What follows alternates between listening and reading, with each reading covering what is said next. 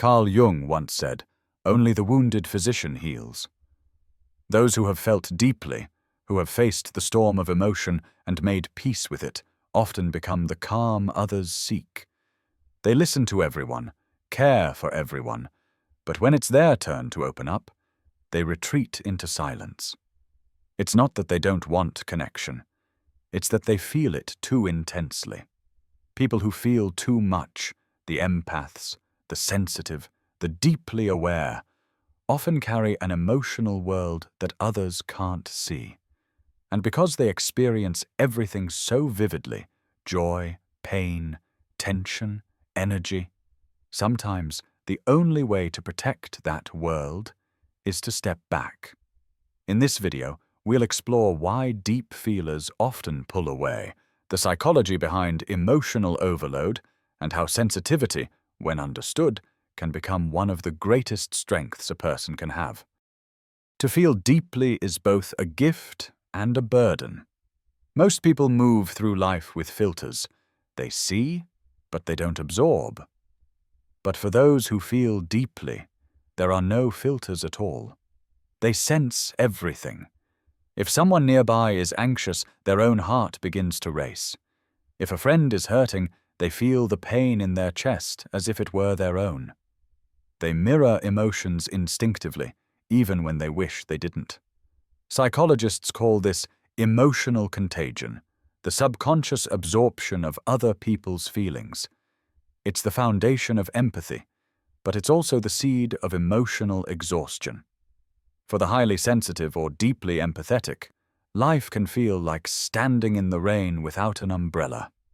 Every emotion around them, joy, grief, tension, fear, soaks through until they can no longer tell what belongs to them and what doesn't. That's why deep feelers often pull away, not because they've stopped caring, but because they care too much. They've learned that constant exposure to others' emotions can blur their boundaries, making it hard to hear their own inner voice. So, they retreat, not out of indifference, but out of necessity. Solitude becomes their way to breathe again, to release the emotions they've unknowingly carried for others. They don't disappear because they've gone numb. They disappear because their heart needs a quiet place to rest from feeling everything all at once. There's another reason sensitive people often withdraw. They live in a depth that few ever see. While most people talk about the weather, they talk about the universe. While others skim the surface, they dive straight to the ocean floor. And that's where the disconnection begins. Because when you speak from your depth in a world obsessed with the surface, you often end up feeling invisible.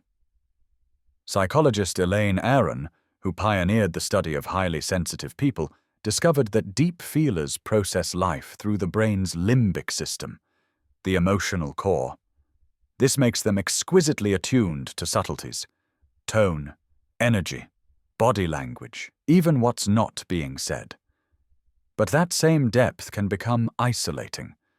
They see patterns others overlook, sense tension before it's spoken, and love in ways that others struggle to understand or return. And when the world can't meet them there, something in them quietly breaks. So when they pull away, it's not coldness, it's protection. It's the ache of realizing, I can feel you completely, but you can't feel me the same way. They crave connection that is real, raw, unfiltered, emotionally fluent. Anything less feels hollow. And so they retreat, not to punish or to hide, but to preserve the sanctity of their depth.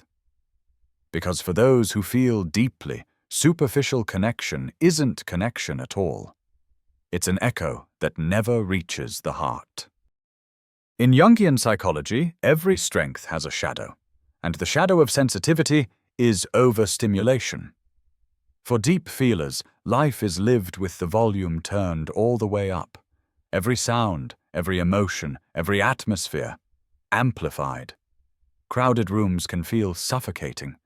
Arguments echo for hours. Even too much affection, too much closeness, can become overwhelming. It's not because they dislike people. It's because their nervous system never gets to rest. Research in neuroscience shows that highly empathetic individuals have more active mirror neurons, the brain cells that allow us to feel what others feel. For the deeply sensitive, those neurons fire constantly, creating emotional feedback loops. They experience second-hand emotions almost as vividly as their own.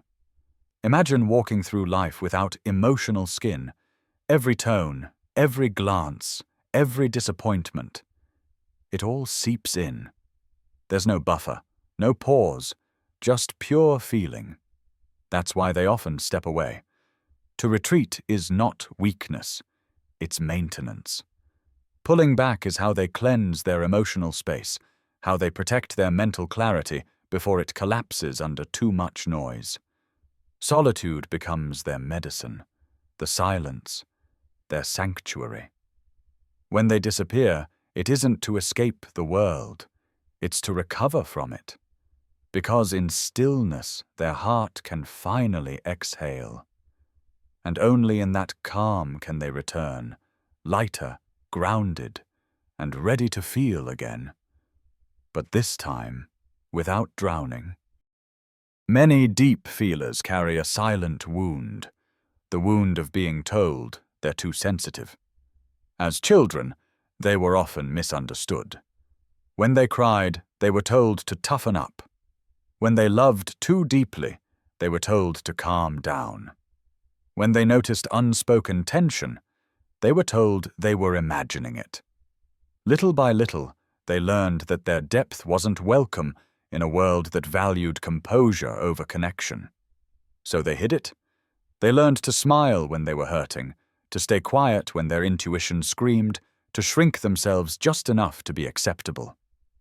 Psychologically, this creates a deep fear of emotional exposure, the belief that if they show their full self, they'll be rejected or ridiculed again. They long to connect, but vulnerability feels dangerous. So when someone gets close, they retreat, not because they don't want love, but because love has hurt them before. Their nervous system remembers every time their softness was met with shame.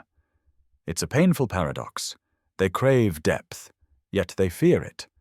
They want to trust, but their sensitivity has been weaponized too many times, and so they protect their heart by creating distance, not to avoid love, but to guard the sacredness of their emotions.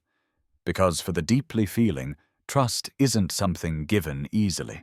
It's something that must be earned, slowly, gently, and without judgment. The truth is, people who feel too much aren't broken.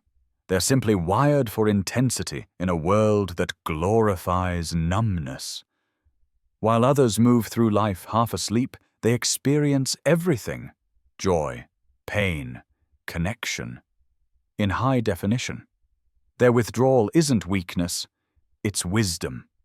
Sometimes the bravest act of self-preservation is choosing silence over chaos, peace over performance.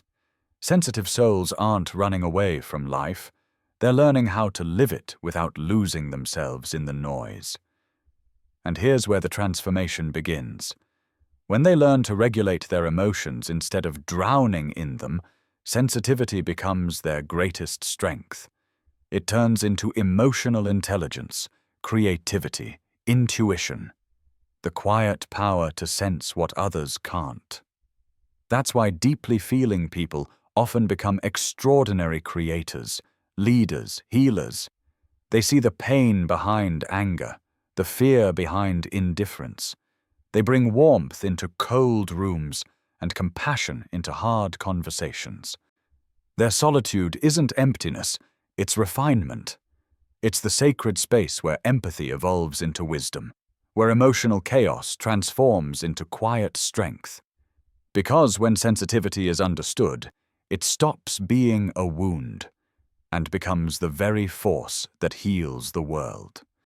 If you're someone who feels too much, who needs to retreat when the world becomes too loud, remember this: you are not weak for needing space, and you are not cold for protecting your heart. You're simply honoring the rhythm of your nervous system, listening to your emotional truth in a world that constantly asks you to ignore it. Sensitivity is not a flaw to fix. It's a strength to understand, a language to master. It's your internal compass guiding you toward authenticity. So learn to rest without guilt, to ground yourself without apology, to feel deeply, but without drowning in what isn't yours. Because when you begin to understand your own depth, something beautiful happens. You stop shrinking to make others comfortable. You stop explaining your silence. You stop mistaking your gentleness for weakness. And that's when your sensitivity transforms, from chaos into clarity, from overwhelm into presence. So the next time you pull away, don't see it as disappearing. See it as coming home, home to the quiet strength that lives within you, the only place deep enough to hold your heart, yourself.